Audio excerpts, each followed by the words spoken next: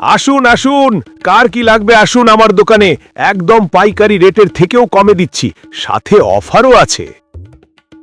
এই যে নিতাই, আমার দোকানের সামনে দিয়ে হাইটা গেলা, আমার দোকান থেকে জিনিসপত্র কিনলা না, কারণটা কি? ও তেমন কিছু না দাদা, আমি দিন আনি দিন খাই, একটু কমে পাইলে ভালো হয় আর কি। না, ওই হাবু আমার ব্যবসাটা শেষ করে দিল। না, আজকের দিনটা একদম মাটি হয়ে গেল। বিক্রি তো নাই, তার ওপর 2 আনাও লাভ করতে পারি না। তা যতীন, কামটা তুমি কি করলা? মজিদরে নাকি তুমি দুধ কম দাও? আজ্ঞে কর্তা, আমি তো কম দেই নাই। কম দেও নাই মানে? দেখো যতীন, মিথ্যা কথা বলবা না, এখনো তোমার দুধ ওই বাটিতেই আছে।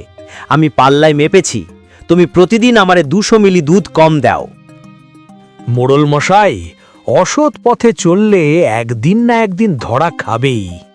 ওরে মাফ করে দেন, ওর দোকানের যা ক্ষতি ও নিজেই কইরা ফেলছে, আর শাস্তি দিয়া কি হইব?